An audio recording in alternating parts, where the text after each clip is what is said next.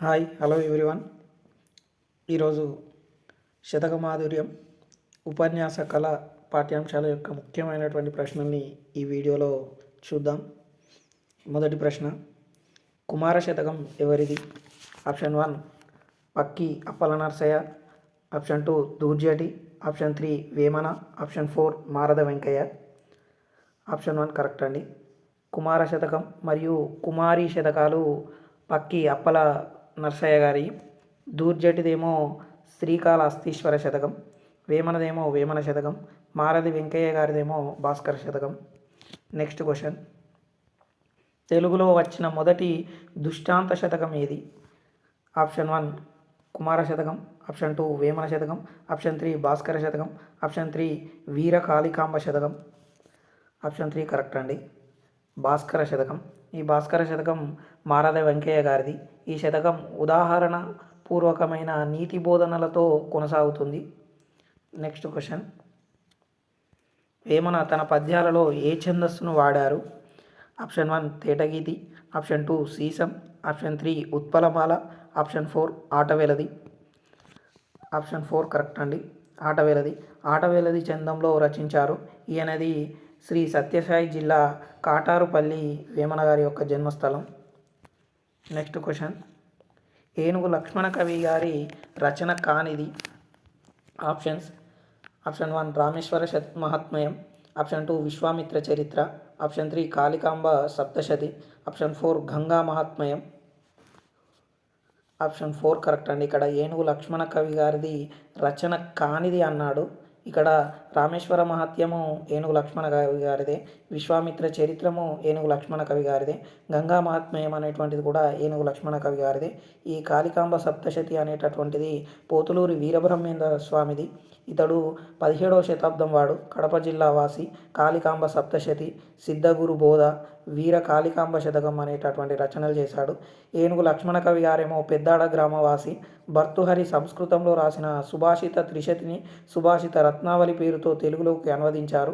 వీరు రామేశ్వర మహాత్మ్యము, విశ్వామిత్ర చరిత్ర, గంగా మహాత్మ్యము, రామ విలాసము వంటి రచనలు చేశారు. నెక్స్ట్ క్వశ్చన్, కింది కవులను వారి శతకాలతో జతపరచండి.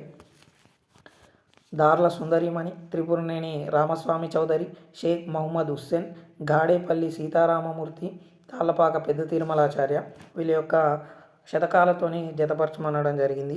దార్ల సుందరిమణి గారి యొక్క శతకమేమో భావలింగ శతకం అండి. దార్ల సుందరిమణి గారిది భావలింగ శతకము. త్రిపురనేని రామస్వామి చౌదరిదేమో కుప్పుస్వామి శతకము. షేక్ మహమ్మద్ హుస్సేన్ గారిదేమో హరిహరనాథ శతకము. Option A. గాడేపల్లి సీతారామమూర్తి గారి యొక్క శతకమేమో వెంకటాద్రీశ్వర శతకము. Option C. తాళ్ళపాక పెద్ద తిరుమలాచార్యుల గారిదేమో వెంకటేశ్వర శతకము. ఈ గాడేపల్లి సీతారామమూర్తిది వెంకటాద్రీశ్వర శతకము మరియు అశ్వత్థామ, సుందరోత్పలమాల, రామాయణం వంటి రచనలు చేశారు ఈయన. ఈ తాళ్ళపాక పెద్ద తిరుమలాచార్యులు గారేమో తాళ్ళపాక అన్నమాచార్యుని యొక్క 2వ కుమారుడు. నెక్స్ట్ క్వశ్చన్, ముక్తకాలు అంటే అర్థం ఏమిటి? ఆప్షన్ 1 మకుటం ఉండటం, ఆప్షన్ 2 ఏ పద్యానికి అదే స్వతంత్ర భావంతో ఉండటం, ఆప్షన్ 3 అన్ని పద్యాలు ఒకే విధంగా ఒకే భావం కలిగి ఉండటం, ఆప్షన్ 4 ఒక పద్యం తర్వాత మరొక పద్యానికి పోలిక ఉండటం. ఆప్షన్ 2 కరెక్ట్ అండి. ఏ పద్యానికి అదే స్వతంత్ర భావంతో ఉండటాన్ని ముక్తకాలు అంటాము. మకుటం అంటే కిరీటం అని అర్థము. మకుటం ముక్తకాలు అనేటటువంటివేమో మకుటం ముక్తకాలు అనేటటువంటివి శతక పద్యాల యొక్క లక్షణాలుగా చెప్పుకుంటాము. నెక్స్ట్ క్వశ్చన్, శ్రమ వల్లనే సంపదలు వస్తాయి, శ్రమయే అన్నిటికీ మూలం అని తెలిపింది ఎవరు? ఆప్షన్ 1 మారద వెంకయ్య, ఆప్షన్ 2 పోతులూరి వీరబ్రహ్మేంద్ర స్వామి, ఆప్షన్ 3 వేమన, ఆప్షన్ 4 ఏనుగు లక్ష్మణ కవి. ఆప్షన్ 3 కరెక్ట్ అండి. వేమన గారు తెలుపుతారు శ్రమ వల్లనే సంపదలు వస్తాయి, శ్రమయే అన్నిటికీ మూలమని తెలుపుతాడు. నెక్స్ట్ క్వశ్చన్, ఘాతం అంటే అర్థం ఏమిటి? ఆప్షన్ 1 దెబ్బ, ఆప్షన్ 2 కీర్తి, ఆప్షన్ 3 కరి, ఆప్షన్ 4 తొల్లి. ఆప్షన్ 1 కరెక్ట్ అండి. ఘాతం అంటే దెబ్బ అని అర్థం. ఖ్యాతి అనేటటువంటి పదానికి అర్థం కీర్తి. కరి అంటే ఏనుగు అని అర్థం వస్తుంది. తొల్లి అంటే మొదటి లేదా పూర్వం అని అర్థం వస్తుంది. నెక్స్ట్ క్వశ్చన్, మనసులోని ఆలోచనలను బట్టి మాటలుంటాయి, మాటలను బట్టి పనులు ఉంటాయి, పనులను బట్టి ఫలితం ఉంటుంది అన్నది ఎవరు? Option 1 Tripuraneni Ramaswamy Chowdary. Option 2 Sheikh Mohammed Hussain. Option 3 Darla Sundarimani. Option 4 Sitaramamurthy. Option 3 correct అండి. దార్ల సుందరీమణి అంటుంది. ఈమె రచన భావలింగ శతకము. నెక్స్ట్ క్వశ్చన్, శౌర్యంబు గలుగుట జన్మ సాఫల్యంబు శాంతమాత్మ వివేక సాధనం అనేది ఎవరి పద్యం? Option 1 Gadepalli Sitaramamurthy. Option 2 Sheikh Mohammed Hussain. Option 3 Darla Sundarimani. Option 4 Tallapaka పెద్ద తిరుమలాచార్య. ఆప్షన్ 4 కరెక్ట్ అండి. తాళ్లపాక పెద్ద తిరుమలాచార్య. ఇతను తాళ్లపాక అన్నమయ్య యొక్క రెండవ కుమారుడు అని చెప్పుకున్నాము. నెక్స్ట్ క్వశ్చన్, భుజగం అనే పదానికి పర్యాయ పదాలను గుర్తించండి. ఆప్షన్ 1 ఖగము పులుగు. ఆప్షన్ 2 పాము ఫణి. ఆప్షన్ 3 ఏనుగు గజము. ఆప్షన్ 4 విష్ణువు శౌరి. ఆప్షన్ 2 కరెక్ట్ అండి. భుజగం అంటే అర్థము పాము ఫణి అని వస్తుంది. పక్షి అంటేనేమో ఖగము పులుగు అనే అర్థం వస్తుంది. కరి అంటే ఏనుగు గజము అనే పర్యాయ పదాలు వస్తాయి. హరి అంటే విష్ణువు శౌరి అనే పర్యాయ పదాలు వస్తాయి. నెక్స్ట్ క్వశ్చన్, క్రింది నానార్థాలలో సరికానిది, ఇక్కడ సరికానిది అనడం జరిగింది, జాగ్రత్తగా గమనించాలి. ఇంకా మన ఛానల్ ఎవరైనా సబ్స్క్రైబ్ చేసుకున్నటువంటి వాళ్ళు ఉంటే సబ్స్క్రైబ్ చేసుకోండి. ఈ వీడియోను చివరి వరకు చూసి ఈ వీడియో నచ్చినట్లయితే మీ మిత్రులకు షేర్ చేయండి, లైక్ చేయండి. ఈ క్రింది నానార్థాలలో సరికానిది అన్నాడు కాబట్టి ధర అంటే భూమి ఖరీదు అని నానార్థం. వారి అంటే నీరు పంచదార అని నానార్థం. శ్రీ అంటే లక్ష్మీదేవి సంపద అని నానార్థం. పదము అంటే అడవి శబ్దం అని నానార్థం అన్నాడు. ఇక్కడ సరికానిది అన్నాడు కాబట్టి ఆప్షన్ 4 కరెక్ట్ అండి. పదము అంటే అడవి శబ్దం కాదు. పదము అంటే పాదం శబ్దం అని నానార్థాలు వస్తాయి. నెక్స్ట్ క్వశ్చన్, స్వభావము చేతనే ఐశ్వర్యం కలవాడు అని వ్యుత్పత్తార్థం వచ్చే పదం ఏది? ఆప్షన్ 1 ఈశ్వరుడు. ఆప్షన్ 2 విష్ణువు. ఆప్షన్ 3 భాస్కరుడు. ఆప్షన్ 4 అస్థి. ఆప్షన్ 1 కరెక్ట్ అండి. స్వభావం చేతనే ఐశ్వర్యం కలవాడు అని ఈశ్వరుడు అనేటటువంటి పదానికి వ్యుత్పత్తార్థం. విష్ణువు అంటేనేమో పాపాలను హరించేవాడు హరి అని అర్థం వస్తుంది. కాంతి కలగజేయువాడు భాస్కరుడు సూర్యుడు అని వ్యుత్పత్తార్థం వస్తుంది. అస్తము అంటే తొండము కలది అని అర్థం వస్తుంది. అస్థి అంటే ఏనుగు అని. నెక్స్ట్ క్వశ్చన్, శౌర్యలక్ష్మి అనే పదానికి విగ్రహవాక్యం గుర్తించండి. ఆప్షన్ 1 శౌర్యం కొరకు లక్ష్మి. ఆప్షన్ 2 శౌర్యం యందు లక్ష్మి. ఆప్షన్ 3 శౌర్యం యొక్క లక్ష్మి. ఆప్షన్ 4 శౌర్యం అనేది లక్ష్మి. ఆప్షన్ 4 కరెక్ట్ అండి. శౌర్యం అనేది లక్ష్మి, ఇది రూపక సమాసం. నెక్స్ట్ క్వశ్చన్, ఉపమాన ఉపమేయాల యొక్క వేరువేరు ధర్మాలను బింబ ప్రతిబింబ భావంతో చెప్తే అది ఏ అలంకారం? ఆప్షన్ 1 రూపకలంకారం. ఆప్షన్ 2 ఉపమాలంకారం. ఆప్షన్ 3 దృష్టాంతాలంకారం. ఆప్షన్ 4 ఉత్ప్రేక్ష అలంకారం. ఆప్షన్ 3 కరెక్ట్ అండి. దృష్టాంత అలంకారం అంటాం. అంటే ఉపమాన ఉపమేయాల యొక్క వేరువేరు ధర్మాలను బింబ ప్రతిబింబ భావంతో చెప్తే అది ఉత్ప్రేక్ష దృష్టాంత అలంకారం అంటాము. రూపకలంకారం అంటేనేమో ఉపమాన ఉపమేయాలకు అభేదం చెప్పడాన్ని రూపకలంకారం అని చెప్పుకున్నాము. ఉపమాన ఉపమేయాలకు చక్కటి పోలికను చెప్పడాన్ని ఉపమాలంకారంగా చెప్పుకుంటాము. ఉత్ప్రేక్ష అలంకారం అంటే ఊహించి చెప్పడాన్ని ఉత్ప్రేక్ష అలంకారం అని చెప్పుకుంటాము. నెక్స్ట్ క్వశ్చన్, తేటగీతి పద్య లక్షణాలను గుర్తించండి అన్నాడు ఇక్కడ. ఆప్షన్ 1 ఆప్షన్ ఏ తేటగీతి జాతి పద్యం. బి ప్రతి పాదంలో వరుసగా ఒక సూర్యగణం, 2 ఇంద్రగణాలు, 2 సూర్యగణాలు వస్తాయి.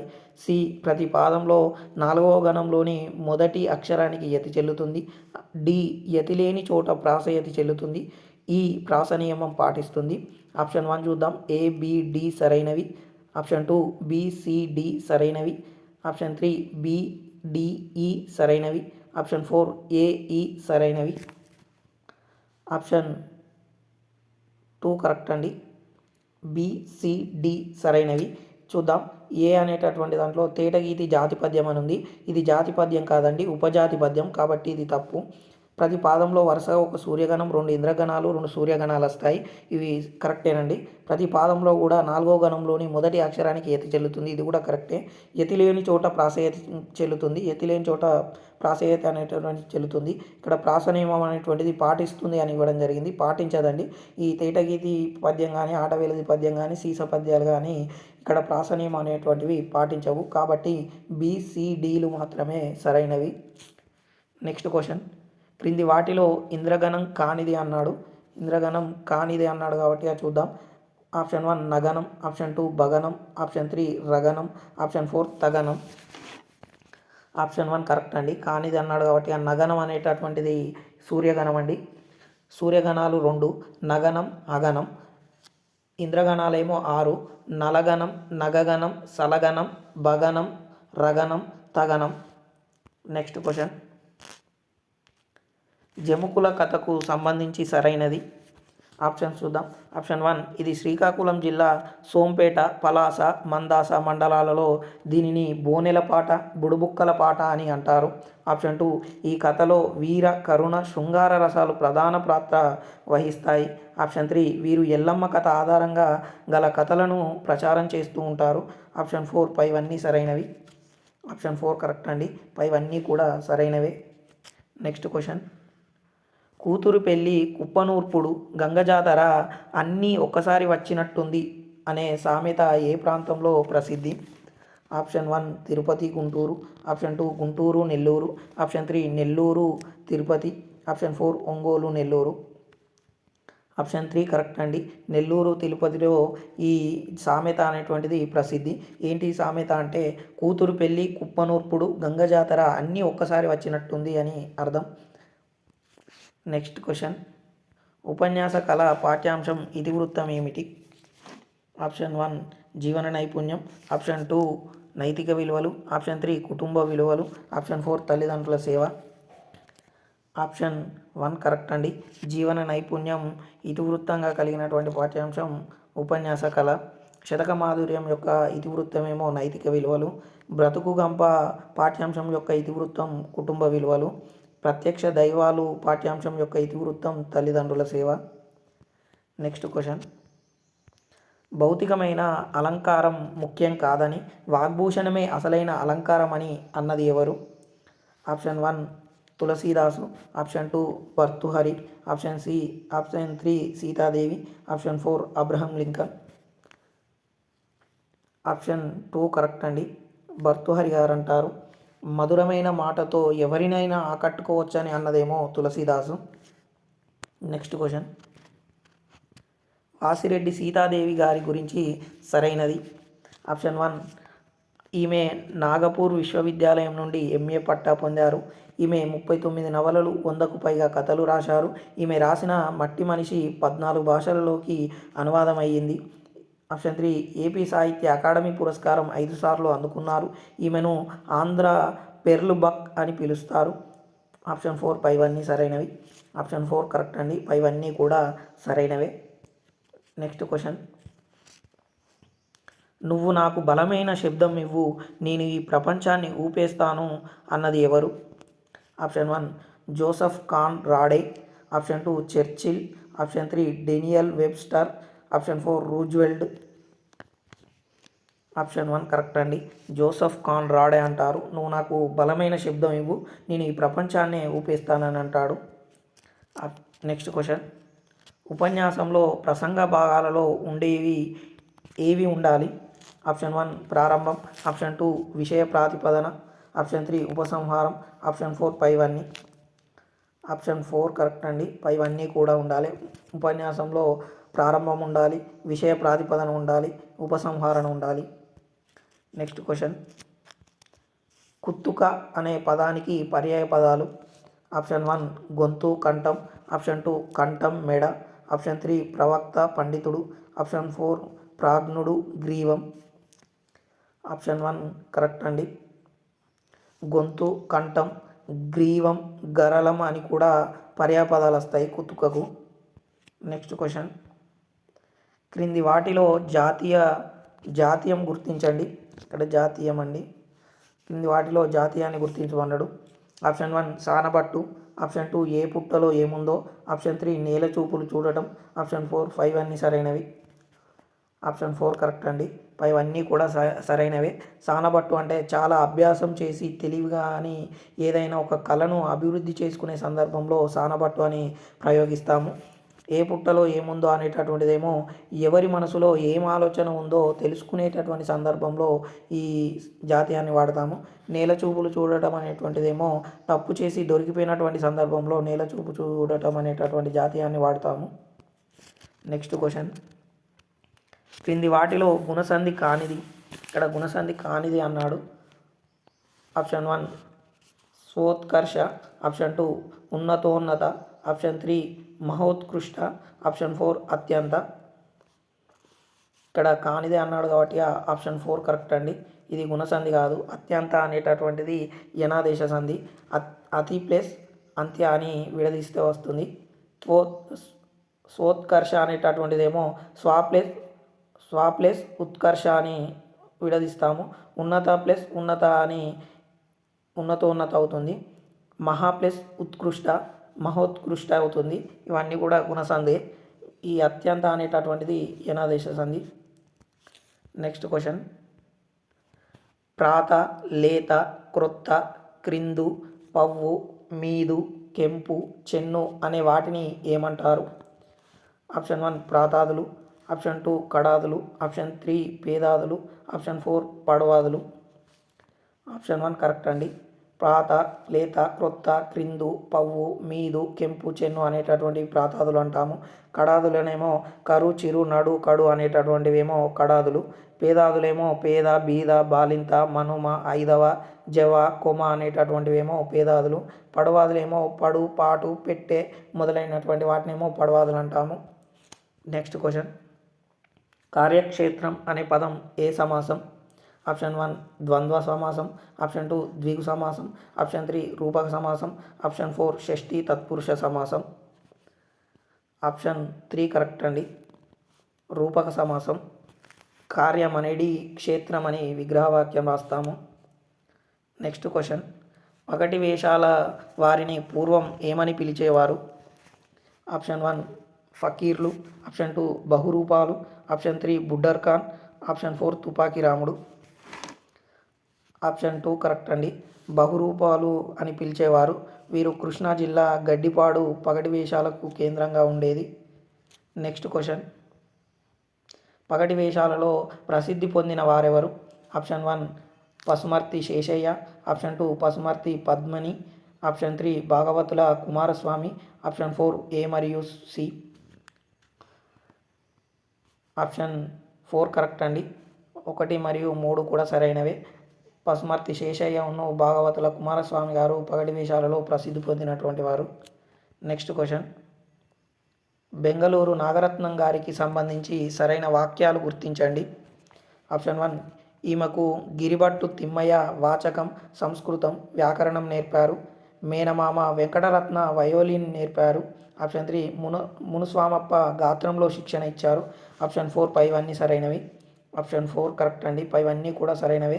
బెంగళూరు నాగరత్నమ్మ గారికి గిరిభట్టు తిమ్మయ్యనేమో వాచకం, సంస్కృతం, వ్యాకరణం నేర్పుతారు. మేనమామ అయినటువంటి వెంకటరత్నం ఏమో వయోలిన్ నేర్పుతారు. మునుస్వామప్ప గాత్రంలో శిక్షణ ఇస్తారు. నెక్స్ట్ క్వశ్చన్, నాగరత్నమ్మ గారికి విద్యాసుందరి, గాన కళా విశారద బిరుదులు ఇచ్చింది ఎవరు? ఆప్షన్ 1 సూర్యనారాయణ ముద్దుపల్లని, ఆప్షన్ 2 శ్రీపాద కృష్ణమూర్తి శాస్త్రి ముద్దుపల్లని, ఆప్షన్ 3 సూర్యనారాయణ శ్రీపాద కృష్ణమూర్తి శాస్త్రి, ఆప్షన్ 4 ఎవరు కాదు. ఆప్షన్ 3 కరెక్ట్ అండి. సూర్యనారాయణ శ్రీపాద కృష్ణమూర్తి శాస్త్రి. ఈ సూర్యనారాయణ తీర్థుల వారేమో ఇక్కడ విద్యాసుందరి అనేటటువంటి బిరుదిస్తారు. శ్రీపాద కృష్ణమూర్తి శాస్త్రి గారేమో గాన కళా విశారద అనేటటువంటి బిరుదునిచ్చారు. నెక్స్ట్ క్వశ్చన్, నాగరత్నమ్మ గారి తెలుగు రచనలు గుర్తించండి. ఆప్షన్ 1 శ్రీ త్యాగరాజ అష్టోత్తర శతనామావళి, ఆప్షన్ 2 మద్యపానం దేవదాసి, ఆప్షన్ 3 పంచీకరణ భౌతిక వివేక విలాక్కం. ఆప్షన్ 4 పైవన్నీ. ఆప్షన్ 2 కరెక్ట్ అండి. మద్యపానం దేవదాసి, ప్రబోధ చంద్రోదయం అనేటటువంటివేమో తెలుగు రచనలు. సంస్కృతంలోనేమో శ్రీ త్యాగరాజ అష్టోత్తర శతనామావళి అనేటటువంటిది సంస్కృతంలో రాశారు. పంచీకరణ భౌతిక వివేక విలక్కం అనేటటువంటిదేమో తమిళంలో రాశారు. తెలుగులో ముద్దుపల్లెని రాసినటువంటి రాధికా సాంత్వనం అనే ప్రబంధాన్ని పరిష్కరించి విపులమైనటువంటి పీఠిక రాశారు నాగరత్నమ్మ గారు. నెక్స్ట్ క్వశ్చన్, క్రింది తెలుగు మాండలికాలను జతపరచండి. ఇక్కడ పూర్వ మండలం, దక్షిణ మండలం, ఉత్తర మండలం, మధ్య మండలం ఇవ్వడం జరిగింది. వాటి ప్రాంతాలను గుర్తించమన్నాడు. శ్రీకాకుళం, విజయనగరం, విశాఖపట్నం అనేటటువంటివి పూర్వ మండలానికి సంబంధించినటువంటివి. ఇది కళింగ దేశం అని కూడా అంటాము. దక్షిణ మండలానికి సంబంధించినటువంటి ప్రాంతాలేమో రాయలసీమ, నెల్లూరు, ప్రకాశం. ఉత్తర మండలమేమో తెలంగాణ ప్రాంతం. మధ్య మండలమేమో ఉభయ గోదావరులు, గుంటూరు, కృష్ణ. ఈ వీడియో కనుక మీకు నచ్చినట్లయితే లైక్ చేయండి, మీ మిత్రులకు షేర్ చేయండి. మరిన్ని వీడియోల కోసం మన ఛానల్ని ఫాలో అవుతూ ఉండండి. Thank you everyone.